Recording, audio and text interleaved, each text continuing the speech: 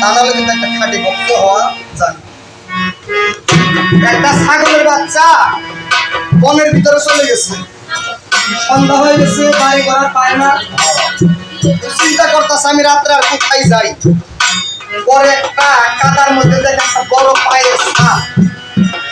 তো ও চিন্তা করতেছে যে আজকে রাত্রে পায়ের ছাপের কাছে পড়ে থাকি, যা থাকে মালিকে যা করে করবে, সকালবেলা বাড়ি থাকে। একটা শিয়াল আসছে, আইসা বলছে বা সন্ধ্যার সময় এত সুন্দর একটা খাবার আমি পাইলাম, এই ছাগলের বাচ্চাটাকে আমার খাইতে হবে। এবারে ছাগলের বাচ্চা বলে তুই যে আমারে খাবি, আমার কিছু ছিলস? বলছে কেন তুই পায়ের ছাপটা যা, আমি হইলাম তা। শিয়ালে কই সর্বনাশ, এই পায়ের ছাপ তো সিংহের, এই সিংহের পায়ের ছাপের উপরে বই রয়েছে, তোর সিংহের ছাগলের ছাপ এর তো খাওয়ান যাবো না।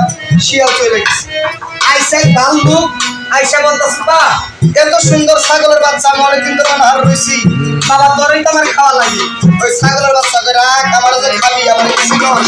বলছে তুই আবার কে রে? ওই আপনি এই যে পায়ের ছাপটা যা, আমি হইলাম না। ভাল্লুকে কই পায়ের ছাপ তো শিখে, হ্যাঁ হ্যাঁ তোর তো খাওয়া পেয়েছে না।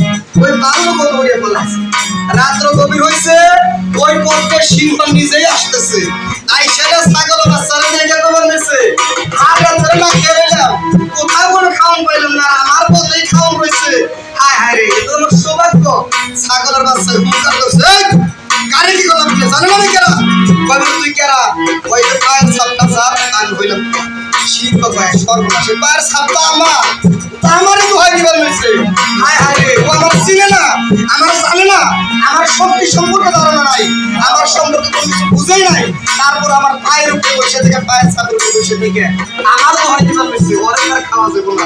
তো আমারই একটা ভক্ত, তো আমারই একটা পাগল, যে আমারই হয় দিচ্ছে ওই সিংহ আর তখন ছাগল না করে ছাগল বাড়ির দিকে বাবা দোহাইতে দিতে গেলে ওইরকম একটা জায়গায় দোহাই দিতে হবে এবং ওই দোহাইয়ের উপরে পড়ে থাকতে হবে। ওইখানেও যদি আঘাত আসে, ওই আঘাতটা ওই দোহাইয়ের উপর দিয়েই